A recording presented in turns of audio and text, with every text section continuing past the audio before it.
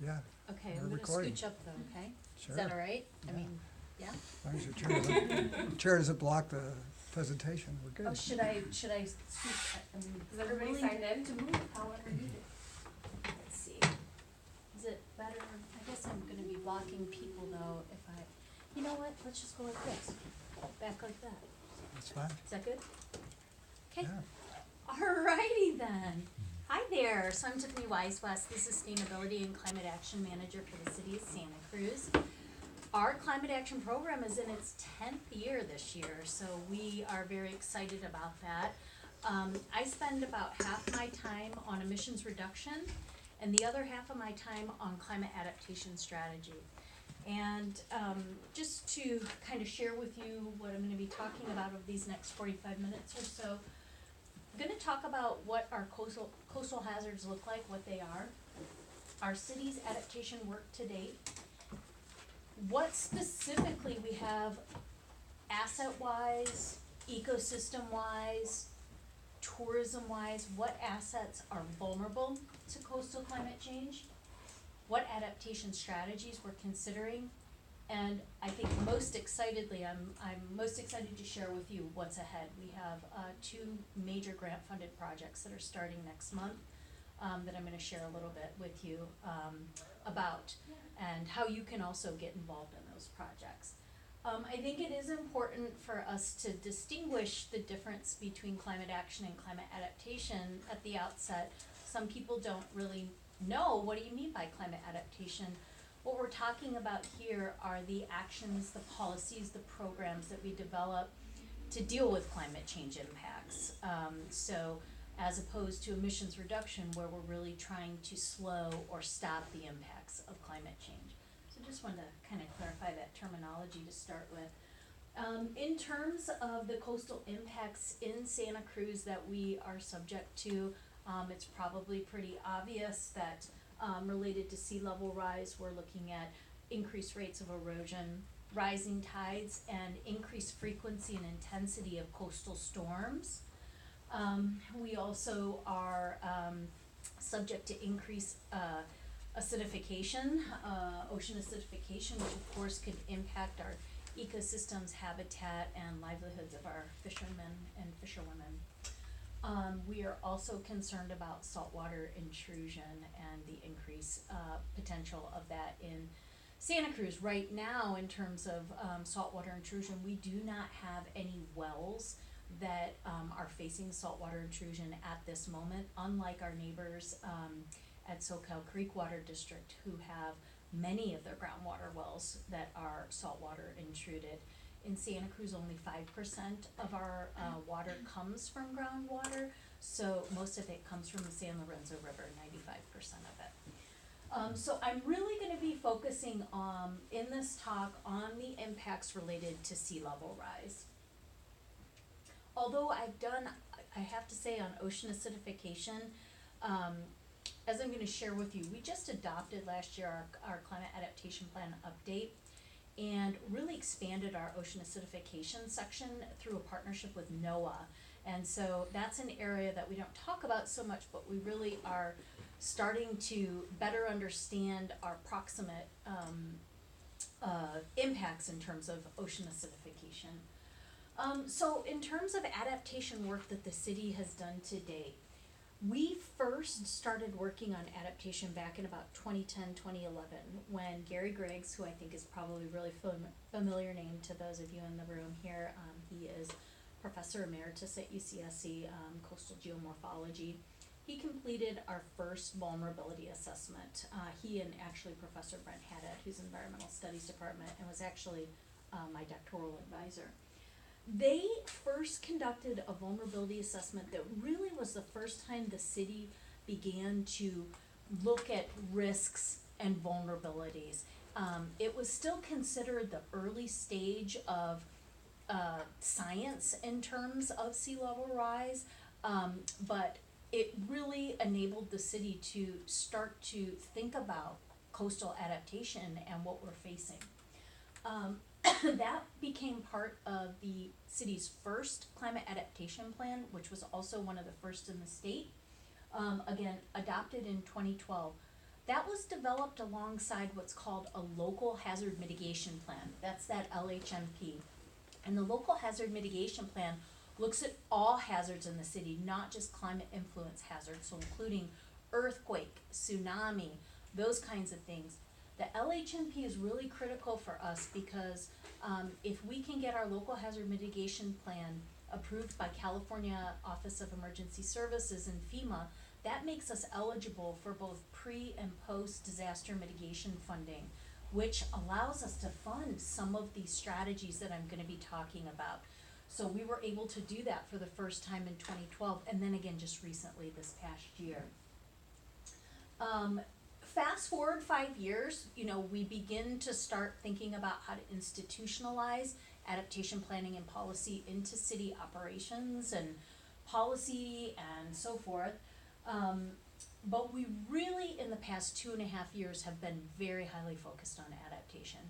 We completed our first sea level rise specific vulnerability assessment, which I'm gonna share with you some of our maps, in 2017, and uniquely, a social vulnerability to climate change assessment, which also is one of the first in the state.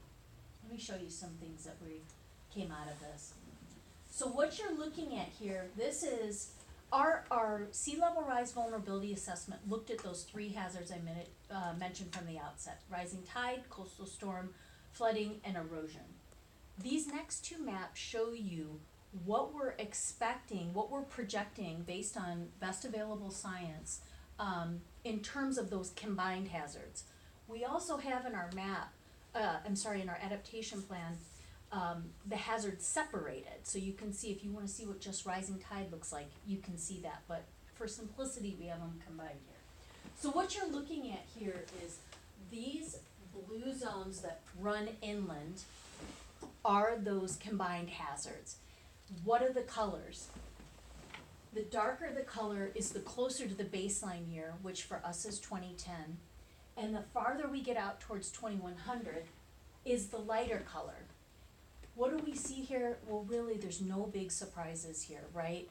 We have we have flooding down in Beach Flats area, some more flooding up in Arana Gulch through the harbor area, increased erosion along West Cliff, including some flooding down at Bethany Curve, which is in the middle of West Cliff right there, that blue little spike that kind of jags out. And then back at Natural Bridges, more erosion and flooding. Not a lot of big surprises in terms of what's coming, because it's really all based on elevation and depth of sea level rise. The question is when. So when we did this assessment, the recommendations from the state were to tier to 3 different time horizons: 2030, 2060, and 2100. That has since changed since we completed our sea level rise assessment, and instead they would like jurisdictions to look at the probabilistic, so the probability of certain storms happening and different depths of sea level rise happening. In fact, one of the scenarios that the state wants you to evaluate is, what does 10 feet of sea level rise look like for your jurisdiction? Since we had already completed our sea level rise vulnerability assessment, we really didn't have the funds to go back, reanalyze, and in fact, until recently, there were no maps available with these kind of layers for that 10 feet of sea level rise. But what I always say to folks is, what that means is, if we really are on a trajectory, and the trajectory is largely based on what our emissions output is. So if we continue on business as usual, we probably will get to the 10 feet of sea level rise. If we can pull back, try to get to the Paris Agreement in terms of emissions reduction, maybe we'll stay more around 5 feet, 2.4 feet. But what I always say is, what we know about 10 feet of sea level rise, even though we don't have it mapped here, that means that these impacts come sooner, right? And so that, to me, is a huge motivation to plan right now for this. So a couple caveats here. This is assuming that all of our protective structures hold. So we've got coastal armoring, which would be seawalls and riprap. We also have pumps down in the Beach Flats area that when it floods now, we pump out. And then, of course, we have the levee system. One other caveat in this is that you can see we're not seeing any river flooding here. And that is because the modeling only looks at coastal flooding.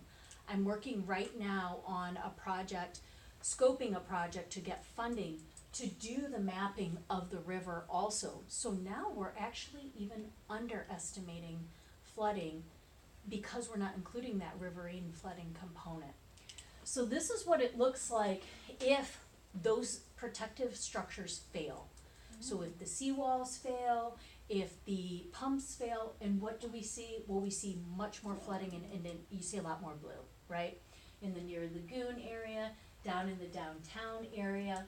And of course, you can see on your right-hand side here, all of the critical city facilities, where they're located. Number 5, the police station. Of course, our wastewater treatment facility, $100+ million award-winning facility that serves our region from Capitola, some of Scotts Valley, and Live Oak and unincorporated areas of Santa Cruz County, in addition to the city.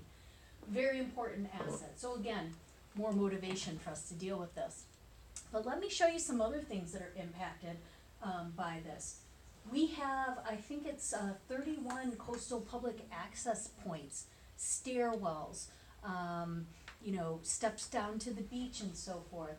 And I should mention the black and white lines here, that is our coastal armoring. So again, riprap, which are the big boulders, or the seawalls. Those are shown by the black and white.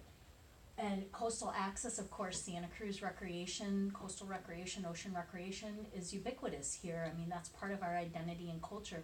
So we need to be concerned about how erosion, rising tide, coastal storms can potentially affect our access points.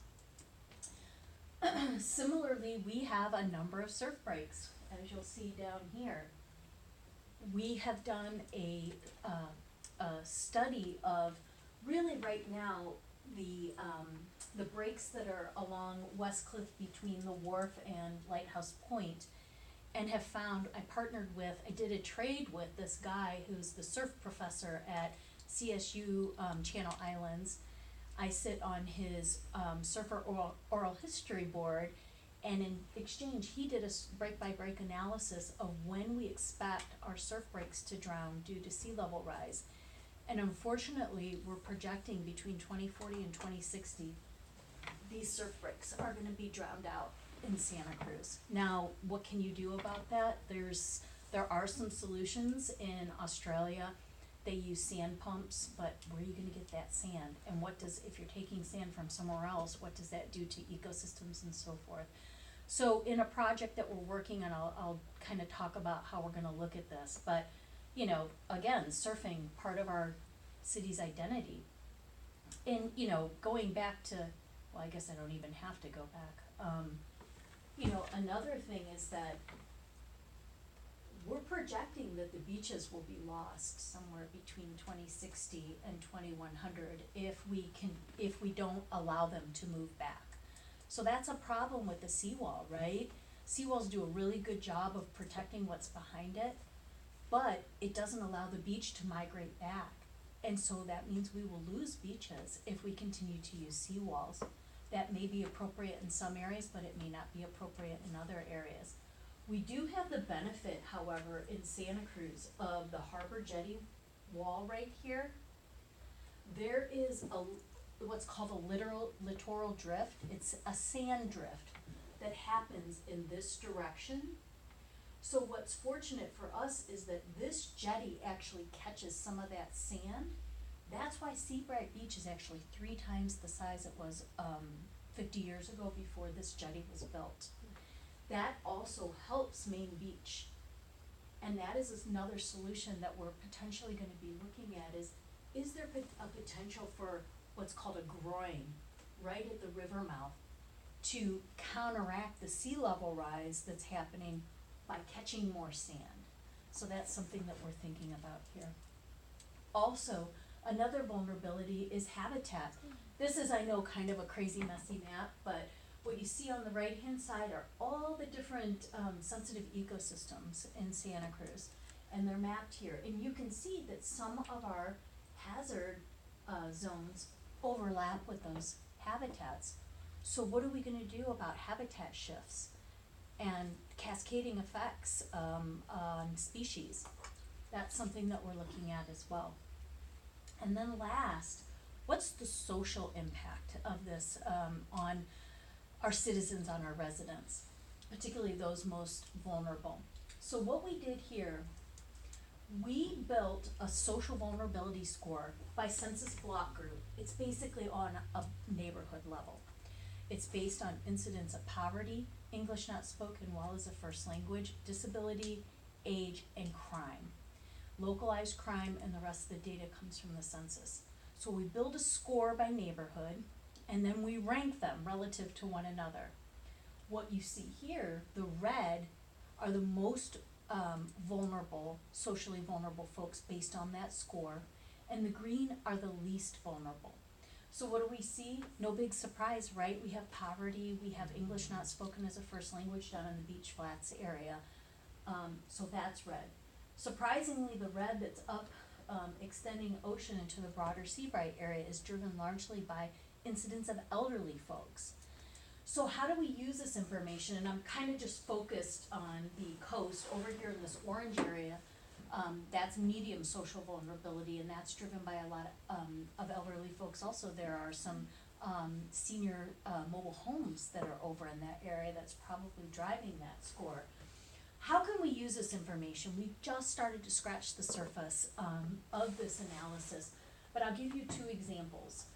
Down in the Beach Flats area where we know it floods often, and we have a pretty good idea of when that's going to happen, we could potentially send out reverse 911 calls in Spanish in addition to English. We also need to make sure that anything that goes out with respect to flood or flood insurance needs to be in Spanish, right? I mean, that's very simple. Similarly, over down in the orange area that I'm pointing to down here with elderly folks, you know, what could we do there? Well, one thing we could do is to perhaps consider in our routing, in fact, this is, I think, already considered in the routing of emergency services. They need to get to those folks first because they have mobility issues, right? If there's something that's happening over there, they need to get out of there first before other folks that are able to, you know, get out to their car quickly and get out of there. That's something that the fire department's already got worked out, right? They know where all the old folks' homes are and stuff. So those are just a couple of examples, and we did this analysis with, I got so fortunate. I got connected up with Dr. Giuliano Khalil, he got his PhD with Gary Griggs up at UC Santa Cruz. I connected with him through the American Geophysicists Union's Thriving Earth Exchange. He did this whole analysis for free for me, and it has been, we've probably given 20 talks over the past year about this kind of work and how we can take it further. So we're starting to talk about how can we take that further, and social vulnerability will be a very big focus in the two major projects that we have coming up starting soon, and I'll share more with you about that soon. So we completed both of those analyses that I just showed you, and we created our draft climate adaptation plan update, and this is what that looked like. And that was in, I think I finished that at the October 2017. Then, and that included the adaptation strategies. We have 41 adaptation strategies that largely they specify policy and infrastructure, and the highest rated one, you can see increased public awareness, is education. And so really we can group these strategies into these three buckets. The strategies are prioritized by most important, medium importance, and just important. And after we completed that draft, we also began initiating the update of our local coastal program. Our local coastal program is a policy document that allows the city to issue coastal development permits on behalf of the Coastal Commission. When the Coastal Commission says, yes, you have a certified and approved local coastal program, or LCP, that means that they know that the city will be issuing permits in congruence with the Coastal Act. And so it gives us a little bit more autonomy and flexibility. right now the state is requiring that you update those LCPs with sea level rise policies. So we're in the process of doing that right now, and that's been underway for a couple of years. It's a challenging thing, and I'll talk more about that later. So we completed the draft in October 2017, and then we went on the road with it, kind of like what I'm talking to you about here. We did a 9-month, 50 event outreach campaign that we completed in June of last year. And what was really unique about it, we really just, took a scattershot approach. We were at the Guelaguetza Festival down at San Lorenzo Park. We were doing community meetings. We were doing small focus groups. We were doing talks with groups like yours. We were doing tabling at Spanish language story time. Everywhere we could get out there, we would be out there. And one unique thing that you can see is that over 20% of our events were held either in socially vulnerable populations where they live, work, and recreate, or at an event that was geared towards one of our socially vulnerable populations in Santa Cruz. So that's this 20% right here. And you can see the other folks that we also talked to during this outreach campaign. And by the way, our outreach campaign won the Northern California American Planning Association Merit Award for Social Justice, which I'm really proud of.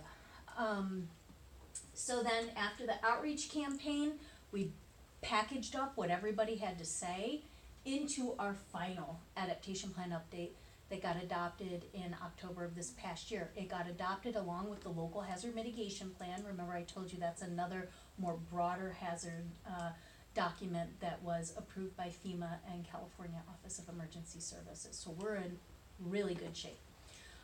Doing so also helped us to satisfy SB 379, which requires incorporation of adaptation and vulnerability assessments into the LHMP.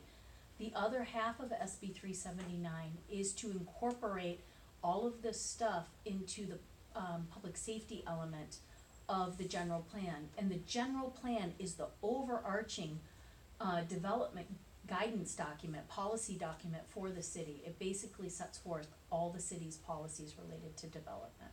And so that is in progress this year. Our planning department is doing that. Another super important facet to my work, our work, is collaboration across scales. Climate adaptation is a really new field of practice, and it is challenging to jump into, and fortunately, we have all these different collaborations going on. I'm actually the chair of the Central Coast Climate Collaborative. I'm the local government chair of the Monterey Bay Regional Climate Action Compact, where we do tons of knowledge sharing, webinars, sitting down doing working meetings and so forth. I also sit on the County Commission on the Environment and work really closely with their planner that's working on these same issues. And we're really they're ahead on some stuff, we're ahead on other stuff, and it's really, really good to be coordinating across that scale. We also have done some exchange visits with Marin County. Marin County is arguably the leading local jurisdiction in climate adaptation, particularly with respect to sea level rise in California. We had them come down, their planners come down in December of last year. We did a 3-hour working session where we compared where we were with meeting regulations, policy development, and so forth. And then we went out in the field and took a look we went to Capitola Beach, we went down to Main Beach, we had the county and Capitola there also, and we're getting ready to go next Friday up to Marin and do the same thing up there. And I'm hoping to pick up from them. Marin has an award-winning board game called Game of Floods, play on Game of Thrones, and they just published a board game version. You could previously just kind of print it off your computer, and so we're going to pick one of those up next week because I'm going to share more about this later, we're in the process of developing a card game, a Santa Cruz specific card game. The gamification space is really something that I'm starting to work a lot in virtual reality. I'm going to share more with you about that later, but Marin's doing all of it. And then lastly, the state organization is the California Alliance of Regional Climate Collaboratives, and I'm on their executive committee as well. So that's how I'm getting the policy information and the toolkits and the resources on how to do this stuff. And, you know, say, hey, does anybody know how so-and-so did this? And, you know, that's how we kind of figure things out. So it's been really, really helpful. And I should mention that these groups are not just local governments. They include nonprofits, consultants, other folks that are just interested in advancing the practice of adaptation. So what's ahead? We have a lot of things in the works. One thing that I've been working on with the county and some other agencies like NOAA and USGS is getting a tidal gauge in Santa Cruz. Right now, our closest tidal gauge is in Moss Landing. There's also one in San Francisco. And we are unable to measure sea level rise specific in Santa Cruz. So a tidal gauge will be very helpful in that way, particularly as we develop what's called monitoring trigger and threshold programs. If sea level rise gets to X, then we do this. We implement this policy. We move the road back. We move development back. Without having a tidal gauge, we can't really say when we would hit that metric. So that's something that we're working on right now.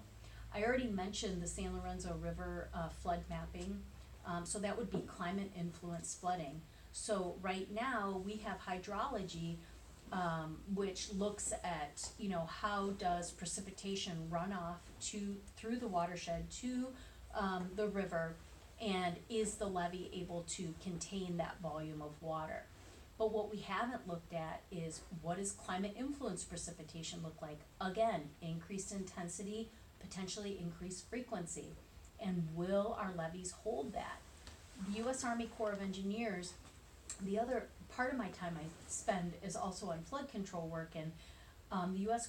Army Corps of Engineers is the regulatory authority for our levees, and they have prescribed the hydrology protocols that we do, but they haven't included climate influence. And that's likely because they're a federal agency, and that has not evolved at the federal level. But we're doing that work out of our own due diligence and to better understand our risks. I am working on, this is super exciting, I have a virtual reality sea level rise application that is getting ready to be released in an Oculus headset environment. It's super cool. Again, I worked on this with Giuliano Khalil, and his company, Virtual Planet Technologies, wanted to use Santa Cruz as a proof of concept for next generation virtual reality depicting sea level rise. There have been some past efforts in that space, which were really good, but we're kind of pushing beyond and have something more sophisticated. The city is not going to release that virtual reality application until we've been able to integrate it into the two projects I'm going to talk about very shortly here. Oh, in fact, it's the next one, West Cliff Drive Adaptation and Management Plan.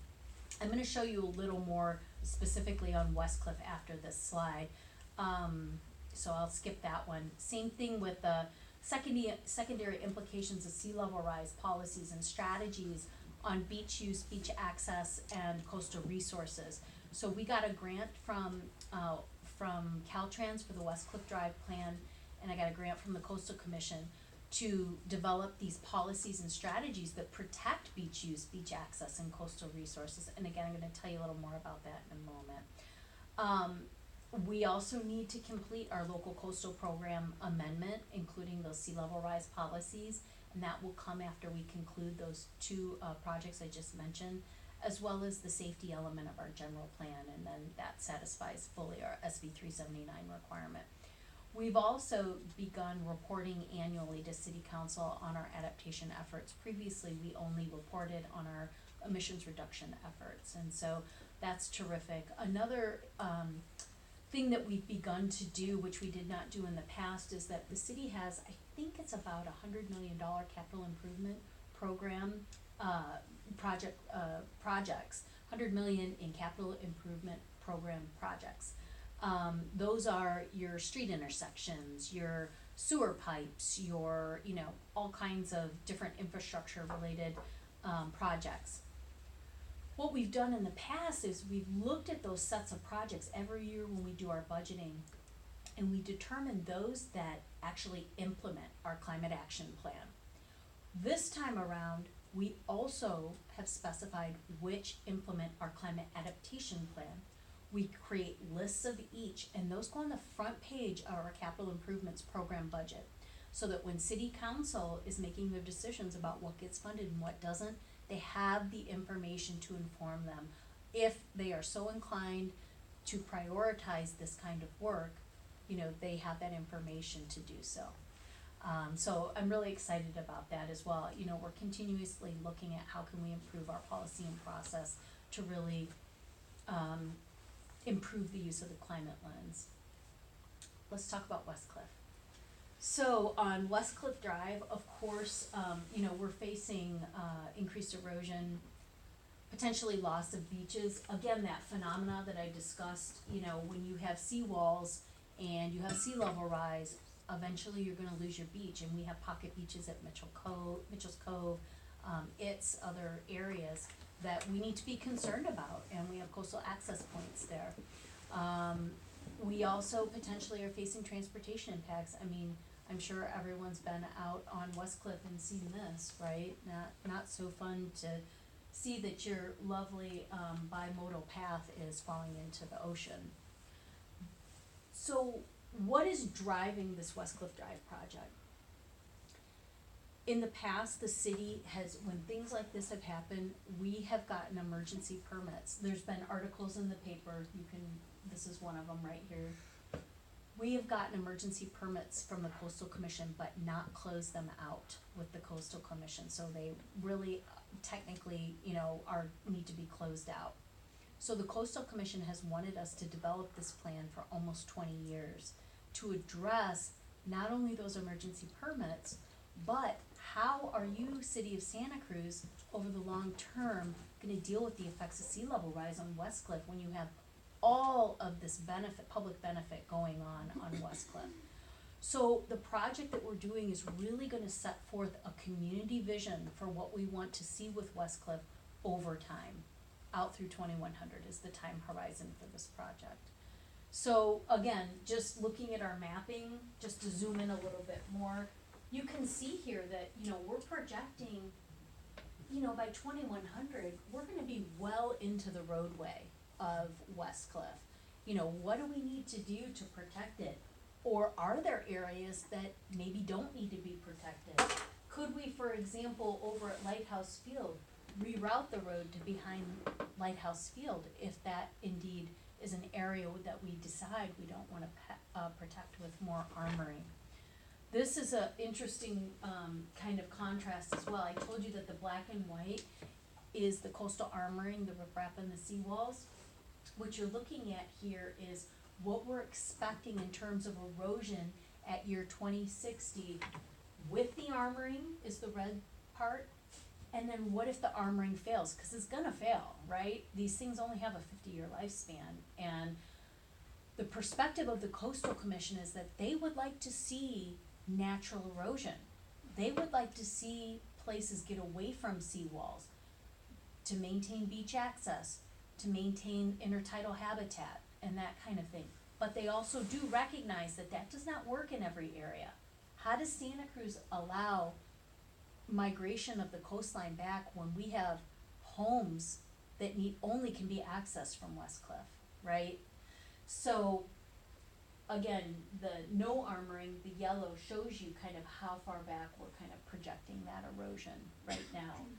So again, I think this really demonstrates why we need to do this project. In our adaptation plan, there are a few strategies called out.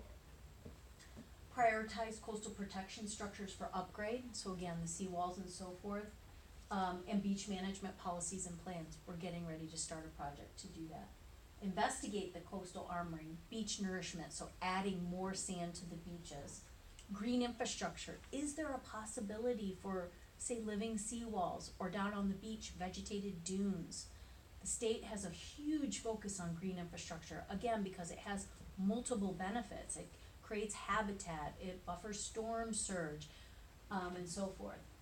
Protect our visitor-serving venues, recreation and natural resources, of course, that's a high priority, and protect the natural shoreline. Some things that have been completed already, we call out increasing biodiversity. We have worked with Groundswell Coastal Ecology, a local nonprofit, to do coastal restoration at both Seabright Beach and at Natural Bridges, and a few spots along West Cliff, and we will continue to do so.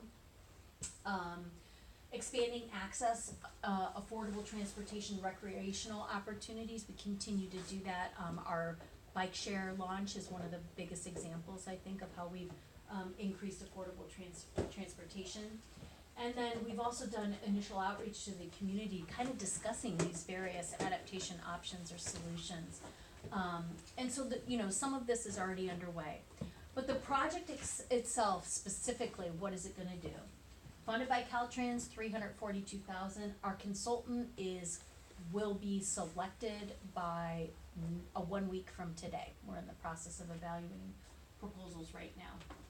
It is gonna fund showing not only the hazards in our virtual reality application, but showing different solution options so that we can understand what do people prefer. Because there's trade-offs with all of them.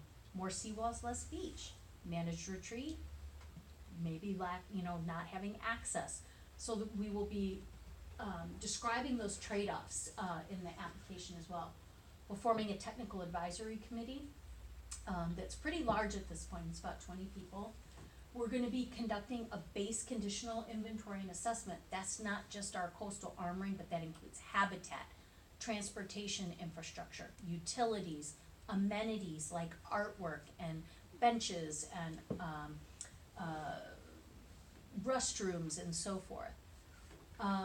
We will be doing an alternative analysis of adaptation strategies that will include a full cost benefit analysis, including non-market valuations, things like what is the value of ecosystem services? What is the value of recreation? Something that's not super tangible. We'll be doing some coastal use recreation surveys to get at that. And we will be establishing what's called a monitoring triggers and threshold program. I already mentioned that. If erosion gets to this point, then we go to one way. If sea level rise gets to this point, then we armor more. That kind of thing, so that we have a guide. And I'm gonna show you some kind of sample pictures of what other jurisdictions have done to provide some graphic visualizations of what that monitoring triggers and thresholds can look like. We will actually get conceptual design alternatives, so plan and profile drawings of the preferred solutions. And all the way through this, there is a heavy outreach component through this West Cliff Drive project. Not only are we doing the standard community meetings and focus groups, but we'll be using this virtual reality application. We're gonna be doing pub nights with the Game of Floods game and our card game.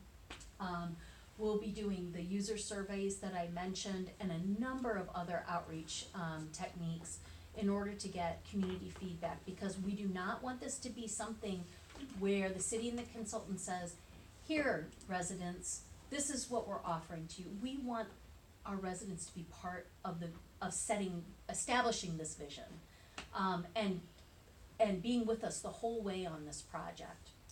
One thing that I'm trying to find funding for right now is to do some digital storytelling of this whole project from start to finish. We think that that can be a really good and accessible way to communicate the challenges that we have. And then lastly, this project must result in an adopted plan document by the and that be approved by the Coastal Commission. Let me show you a couple of things then. So this is what Imperial Beach's triggers threshold program looks like. So there's these different ways that you can approach adaptation. You can protect and accommodate and retreat, or just retreat. Really, it's protect, accommodate, and retreat. Accommodate would be something like elevating buildings. Protect would be seawalls. Retreat is getting off the coast. So what they show us here, the triggers along the top, are depth of sea level rise, right? 0 feet on up to 6.6 feet. They do show the corresponding expected year that that would happen. And they say, okay, the trigger point is the red. Okay, when you get to existing armoring's gonna work just fine until 1.6 feet, then you're gonna have to replace the seawall and start to think about sediment management. So it gives us a way to adjust, even if the time horizons aren't right. We know that when we hit this depth of sea level rise, we need to do something, or else we're gonna have a problem. So this is what Imperial Beach did. This is what, I'm sorry, this isn't like the very best graphic, I know it's kind of a little fuzzy, but this is Imperial Beach's armoring strategy evolution over time. So what you can see over here is in the existing, what we have is you have a nice beach, you've got the intertidal and the subtidal zones, and then you've got revetment or armoring. You keep going through time and you see you start losing the beach, you've lost the beach, but you've protected this building, right? Let's look, I do have another one. This is second project. This is funded by the Coastal Commission. This is a $200,000 project. Our consultant, Central Coast Wetlands Group, who did our sea level rise vulnerability assessment, so they have a really good familiarity with what's going on with respect to this in Santa Cruz. Again, the goal is to protect beach use, beach access, and coastal resources. The outreach that we're gonna do, this project is going on the exact same timeline as Westcliff, starting next month, running through the end of 2020. So we're gonna be able to integrate our outreach on both our Bluff-Top Westcliff location and our low-lying beaches locations together. So we're hoping that's really gonna help us to optimize the money that we have. Essentially, it's the same scope of work as Westcliff, the inventory assessment, the adaptation strategy analysis, the cost benefit analysis, the monitoring triggers and threshold program, and the concept designs. The result of this project needs to result in that local coastal program amendment that has the sea level rise policies. So that has to be the endpoint of this project. And let's look at a couple sample maps. This is an example graphic from Monterey Bay sea level rise study that Central Coast Wetlands Group did, and what you can see here is all these beaches in the Monterey Bay area. They looked at when they would be impacted, so when would they be potentially lost, and you can see the red is year 2030, the orange is 2060, and the yellow is 2100. So we're showing Main Beach here is close to 2100. I have to say though, this is a little bit older of analysis, so our analysis will be, more current and modern. Back here, they've got, potentially 2060, there's some areas over here, that are 2030, some of those pocket beaches. So we expect we're gonna have some similar visualizations like this, and potentially like this. I mean, again, this is just another example from Imperial Beach, but this is a beach dune, beach nourishment hybrid strategy, so putting in some kind of vegetated dune with more sand replenishment. And again, you see over in the upper left-hand corner, what do we show as existing? You have a lot of nice beach, you have some revetment, maybe then you put in a dune and that dotted sand, you can see is an added sand that buys you some more time. And so that's what this looks like. You see that the water keeps raising, but you have, beach and protection both going on here. So these are what we've asked for in our RFPs, our requests for proposals, is we want good visualizations like this, and there are others that are doing this kind of stuff, so that when we communicate with the public, it makes it really easy for us to explain what can be really difficult and technical concepts to explain. And with that, this is my final slide. I have a call to action to you. I suspect that you all are already doing this because as stewards of our ocean, you're already environmentally conscious, I'm sure, but I encourage you to please keep reducing your emissions. That is the only way we can slow down these impacts that we're facing, which are, we have done also the value of all of the infrastructure, so property and infrastructure that's in those hazard zones. And by 2100, it's approaching $1 billion just for Santa Cruz, right? And that's not even including our non-market valuation like recreation and ecosystem services. So really important to keep reducing emissions. We have a handy dandy fact sheet that has really simple and cheap emissions reduction strategies. You probably already know them. You can consult other resources like Drawdown, which is a really popular framework for emissions reduction. Also, I encourage you to know your risks. Our other side of our action sheet has tips on flood, wildfire, erosion, landslides, and drought preparedness. So I've got 20 of them here. Take one if you'd like. And lastly, please continue to be part of the conversation. It's super important that we all work together on this kind of stuff, and the city is very committed to that. So with that, if you have any questions, I'm happy to take them. Yeah, go ahead. Aren't they constantly pumping sand out of the harbor mouth? What are they doing with that sand? I think it goes on the Twin Lakes beach. Yeah, they have a bulldozer that pushes it up to keep it. We do have some other beach nourishment projects that are in the works. Right now, we have a project that's called the Bankful Project that's at a 30% design stage, which will basically in the San Lorenzo River between Water Street and Soquel and Highway 1, we would essentially put a smaller channel, a smaller, deeper channel into the San Lorenzo River. The purpose of doing that is when you put a smaller channel in, you can increase the velocity through that section, which would prevent sedimentation from happening, because as sediment comes down the river and, settles out into the riverbed, we lose the flood control capacity of the river. So we wanna get that sand moving again, but in order to create that channel, we have to take out 50 to 75,000 cubic yards of sediment. What are we gonna do with that sediment? Some of the ideas is our beach nourishment at Main Beach, right at the river mouth, where that river mouth sometimes starts to meander over, and that's a serious safety issue. We also are thinking about utilizing it for a vegetated dune at the river mouth. That's another project that we're scoping out right now as a feasibility study on what are the solutions for Main Beach and the river mouth. But beach nourishment is part of it, and so that's part of the conversation. Thank you for the question. Anyone else? Okay, great. Thanks so much for having me here. I appreciate it. I also have, if anybody's interested, if you're interested in staying abreast of these two projects I talked about, the West Cliff and the Beaches project, I've got a little sign up and I can email you when we have outreach events and so forth. So if you wouldn't mind just passing that around quickly. Yeah, and you can pass these around too. Thanks, you guys. Thanks for what you're doing too. Thanks for what you do, Tiffany. I'd just like to make a comment. I think it was a wonderful presentation, and you made the statement that you want to keep things going through the environmental lens, and I thought that was really an excellent statement. You're staying ahead of this, such that decisions can be made with this as a priority. I really salute, and I'm Thank sure you. I do on behalf of everyone, salute the work that you personally and your group is doing. Thank you. Yeah, I think it is important for us to be proactive instead of reactive with this kind of thing. It costs us less when we're proactive, and of course, we have much less risk to our infrastructure and our people. So, thanks, Rod. All right, enjoy your training.